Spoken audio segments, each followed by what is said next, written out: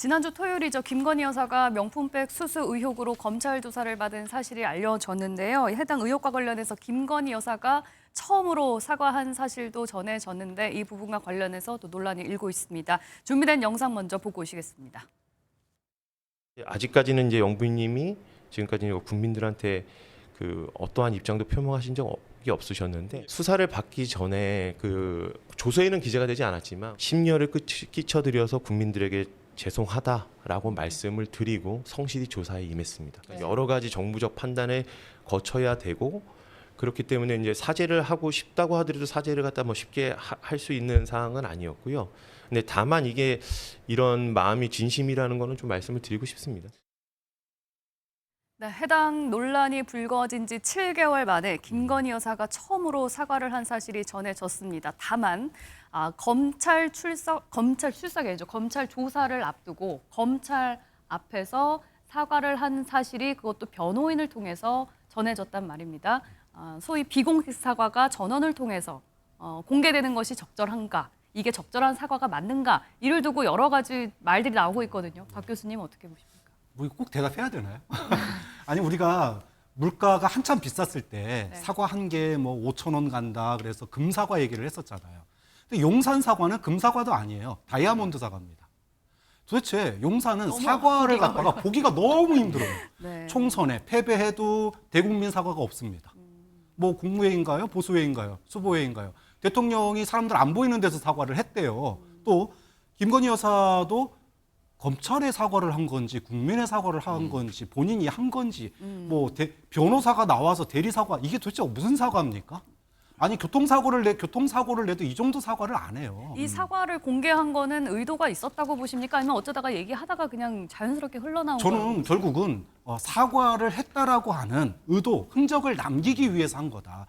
과거에 윤석열 대통령이 후보 시절에 그때 광주 관련 전두환 정권 관련돼서 발언했을 때도 사과 요구가 있었습니다. 예. 그때 귤 하나 올려놨었어요. 기억나시는지 모르겠지만.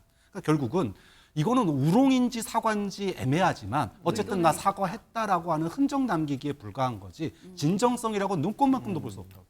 이게 검찰 조사 과정에서 검사들에게 사과한 건가요? 아니면 국민에게 사과한 건가요? 그러니까 이런 사과 표명의 방식, 시기 이런 것들이 국민 눈높이와 상당히 거리가 있죠. 그렇게 말씀드릴 수밖에 없을 것 같아요. 그리고 이 지점에서 하나 짚어봐야 될 것이 지금 대통령실의 이부속실 부활이 조속히 필요합니다. 왜냐하면은 미국 같은 경우에는 예를 들면 퍼스트레이디의 대변인이 있어요. 우리는 없지 않습니까? 물론 퍼스트레이디의 대변인을 만들려고 제가 말씀드리는 건 아니에요. 이런 사과가 됐든 뭐가 됐든 입장 표명이 필요하면 그런 것이 대통령실에서 세심한 정무적 판단을 거쳐서 뭐 시기, 그다음에 방법, 상황 이런 것들이 결정이 돼야 됩니다. 그리고 그 최종적인 발표도 공적인 참모가 해야 됩니다. 네. 그런데 지금 이부속실도 없고 뭐 영부인의 대변인이 따로 있는 것도 아니고 그러다 보니까 변호인이 마치 이제 대변인과 같은 역할을 수행하고 있는 것처럼 보이는데 지금 뭐 앞서도 얘기 나눴습니다만은 결국에는 국민 눈높이와 상당히 거리가 있어 보이잖아요. 이런 것들이 국민 눈높이와 한번 거리가 생기기 시작하면은 이자에 이자를 붙여서 되돌아옵니다. 네. 빨리 이부속실을 만들어서 그런 것들을 좀 문제를 해소할 필요가 있어 보입니다. 대통령실에서는 검찰 조사 과정에서 심경을 드러낸 걸 법률 대리인이 전달한 거다 이렇게 설명을 했거든요. 이거는 사실상 사과를 공식화했다고 봐야 되나요? 아니면은 사과의 뜻은 아니고 그냥 심경 전도만 대리인이 얘기를 한 거다라고 봐야 돼요. 전 대리 사과, 간접 사과라기보다는 전초 사과라고 이해하고 싶습니다. 그러니까 전초 사과. 본 사과를 하기 전에 네. 전초 사과를 했다라고 제 생각이 드는데 예. 왜냐하면 우리가 이제 모든 메시지는 TPO가 있잖아요. 예. 타임, 시간이 있고 그다음에 플레이스, 장소가 있고 그다음에 오케이션, 상황이 있는데 네. 사실 조사받으러 간 입구에 제가 거기에서 이제 이 심경을 드러낸 것 아닙니까? 조사받기 전에. 네. 자, 근데 사실 이 조사를 받는 과정이 가장 지금 민감한 문제잖아요. 그러니까 제가 보기에 이 조사의 말미에 이제 최종적으로 본인 진술하는 데 앞서서 이렇게 상황을 불러오게 만든 네. 내 어떤 처신과 내 문제에 대해서 정말 내가 마음 아프게 생각하고 이건 내가 정말 반성한다라는 취지로 얘기를 한 것 같아요. 검사한테. 뭐 이게 공식적인 조서에 남는지 저는 그건 모르겠습니다만 예. 어쨌든 변호인 남았다고요. 입회해서 한 거니까. 자, 그렇다면 이제 이 사건이 조만간 전 이제 어떤 식으로든 종결이 될 걸로 봐요. 검찰의 마무리 수사가 됐으니까 9월 15일 이원석 총장 전인지 아닌지 알 수는 없어도 저는 마무리에 접어드는데 네. 저는 이 사건의 이제 어떤 법률적 마무리가 될 때 대통령 김건희 여사의 어떤 본질적 사과가 난 나올 거라고 보고 그 전에 속 시원하게 사과하기는 그래서 어렵나요? 저도 그랬으면 좋겠습니다. 근데 다만 그거는 제가 판단할 문제가 아니라 그 용산 대통령실과 영부인을 보좌하는 쪽에서 판단할 문제니까. 예. 다만 저는 그래서 저도 개인적인 생각은 이게 종결 짓기 전에 네. 이거는 법률적인 종결이지 실제적 국민들에 대한 정서적 정무적 종결은 아닌 거니까 네. 그 전이라도 저는 그 김 여사의 입이라든가 아니면 글을 통해서 하는 게 저는 맞지 않을까라는 지금 생각을 합니다. 용산 대통령실에서 걱정하고 있는 거는 사과를 하면은 상황이 많이 안 좋아질 거다라는 점이잖아요. 네. 실제로 그렇게 될 거라고 보세요. 근데 사과는 이제는 패자의 언어가 아니라요. 승자의 언어예요. 네. 그러니까 이제 더 이상 사과라는 것이 불리한 사람이 상황을 모면하게 사는 게 아닙니다. 오히려 지도자의 그런 어떤 대승적이고 어떤 그런 좀 뭐랄까 미래지향적인 모습을 보여줄 수 있는 게 사과의 문제이기 때문에 사과에 대한 좀 접근 자체를 좀 바꿀 필요가 있다고 봅니다. 네. 어떻게 보세요? 이 지금 조사받은 장소와 시기와 관련해서도 조금 논란이 있는데 지금 이제 이원석 검찰총장하고 이창수 중앙지검장이 이제 이 문제 가지고 되게 갈등을 좀 빚고 있고 검찰 내부도 약간 분열되는 모습입니다. 대통령 영부인이 검찰이 아닌 제3의 장소에서 조사를 받는 거는 충분히 이해할 만한 일인가요? 아, 그걸 어떻게 이해합니까? 지금 뭐 검사들이 핸드폰을 제출을 하고 핸드폰을 제출받은 게 아니고 조사하는 사람이 핸드폰을 제출하고 그리고 출장 조사라는 희대의 말을 지금 만든 거 아닙니까? 그래서 좀 검찰총장도 굉장히 반발하는 모습을 보였는데 예. 뭐 검사들도 내가 뭘 잘못했냐 사표내는 검사까지 있었다는 거 아닙니까? 굉장히 안 좋은 선례를 지금 낸 거고요. 사실은 뭐 사건도 그렇습니다. 사과라는 게 책임을 져야 되는 거잖아요. 그리고 재발 방지해줘. 근데 법적인 책임은 내가 지지 않겠다. 그런데 자꾸 사과 안 하냐 이러니까 그냥 뭐 대리 사과라도 하겠다. 이러다 보니까 계속 그 국민 감정이 안 좋아지고 예. 지금 이 상황으로 벌어지는 거거든요. 그래서 좀 대통령실에서 성역을 그렇게 인정하면 안 된다.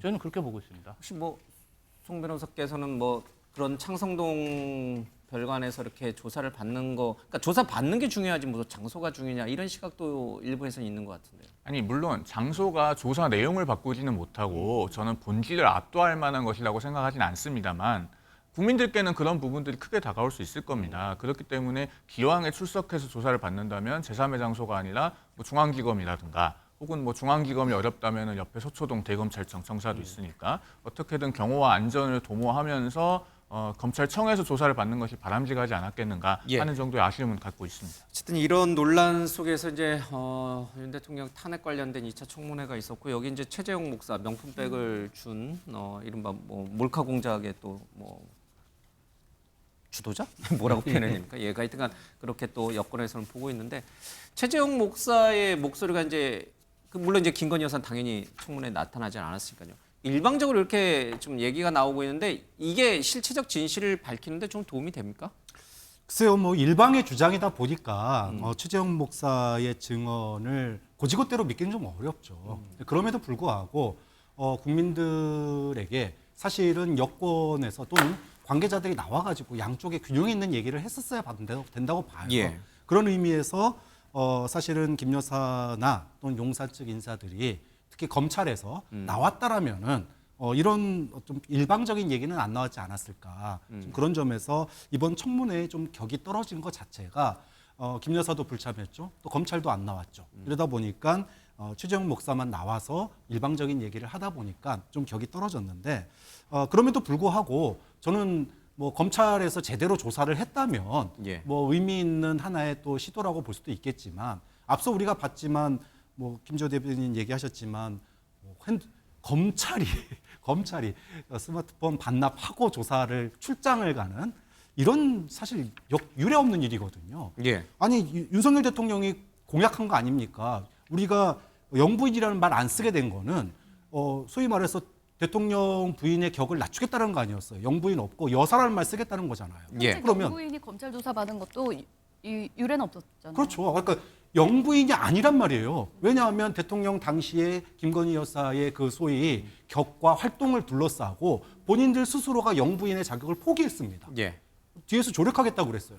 아니 그런데 이제 와서 검찰 조사받을 때 되니까 영부인으로서 특혜 조사가 필요하다 이렇게 얘기하는 것 자체가 이거 대통령의 공약과 약속을 어긴 거죠. 알겠습니다. 이 대통령 탄핵 발의 요청과 관련된 청원이 있기 때문에 이 관련자들을 쭉 불러가지고 청문회를 하는 이 시스템, 이 제도는 필요한 거예요? 꼭 아니면 효율적인 건가요? 그러니까 지금 말씀하신 것처럼 검찰 또는 뭐 당사자인 뭐 김건희 여사 모친도 포함해서 이런 분들 다 안 나오고 또 일방적인 이제 관련된 일방적인 사람 한두 명이 나와서 얘기하면 그걸로 이 청원에 대한 충분한 판단을 해서 정말 국회가 탄핵 소추안을 발의할지 말지를 결정할 수 있는 그 기준 근거가 될 수 있는 거예요?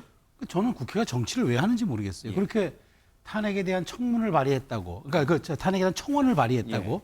그래서 그게 이제 숫자가 일정 넘었다고 뭐 받아들여서 상징적인 것까지 그 뭐 이를테면 그걸 뭐 받아들여준 건 좋은데 그걸 청문을 개최하겠다? 아니 이 청문회 역사가 도입된 이래 왜 이 23대 국회에서는 22대 국회에서는 왜 모든 것들이 헌정사상 처음이 이렇게 많습니까? 그러니까 굳이 안 해도 되는 거잖아. 이거 만일 국회의장이 해가지고 이거는 국회의원 개별의 권한이므로 우리가 청원인에게 더 이상 이제 우리가 뭐 법으로 진행할 수 없음을 양지드립니다. 공문 한 장 보내면 그만인데 1차 청문회, 2차 청문회 거창하게 현직 영부인까지 소환하겠다? 그게 다 무산될 줄 알면서 망신주기를 통해서 여론화하겠다는 거죠. 그러니까 실체적 진실이라기보다는 어떤 식으로든 프레이밍을 강화시켜서 윤석열 대통령 부부에 대해서 국민적인 비호감을 양산함으로써 정치적 이득을 도모하겠다. 딱 이게 하나죠. 그러다 보니까 이게 무한 루프에 빠져서 이제 말하자면 정쟁의 소모전으로 가는 건데 이런 청문회 꼭 해야 할까요? 저는 국회를 이렇게 무력화시키는 게 정말 정치에 도움이 되는지 모르겠습니다. 예, 민주당 쪽에서 이거 해야 돼요? 꼭 이런 청문회? 100만 명 넘는 사람들이 국회에 청원을 한 내용에 대해서 국회의원들이 국민의 대리인이기 때문에 당연히 공론화하고 내용에 대해서 논의하는 게 맞는 것이죠. 그전 국회와 이번 국회가 그런 면에서 차이가 있는 것이고요. 저는 아주 잘한 청문회라고 생각합니다. 제가 좀 한 말씀만 드려도 될까요? 예. 그 100만 명 말씀하셨는데 과거에 문재인 정부 시절에도 대통령 탄핵 청원이 146만 명이나 있지 않았습니까? 당시에 네. 청와대 청원만 들어간 게 아니고 국회 청원도 들어왔어요. 아무것도 논의하지 않고 폐기됐습니다. 그 탄핵 소추를 해달라는 종류의 청원은 역대 국회에서 10번이나 있었지만 한 번도 이렇게 청문한 적이 없었거든요. 그리고 어제 그 최재형 목사라고 하는 증인을 앉혀놓고 네. 민주당 박지원 의원이 대단히 부적절한 질문을 했죠. 대통령과 대통령 배우자의 어떤 개인적인 관계에 관해서 차마 방송에서 옮기기조차 민망한 종류의 질문을 했고 그것을 그 정청래 위원장이 또 받아가지고 위원장임에도 불구하고 대단히 부적절한 질문을 또 했어요. 네. 그런 망신주기성 청문회 자체가 이 본질을 극명하게 보여주는 것이다. 저는 그런 알겠습니다. 말씀.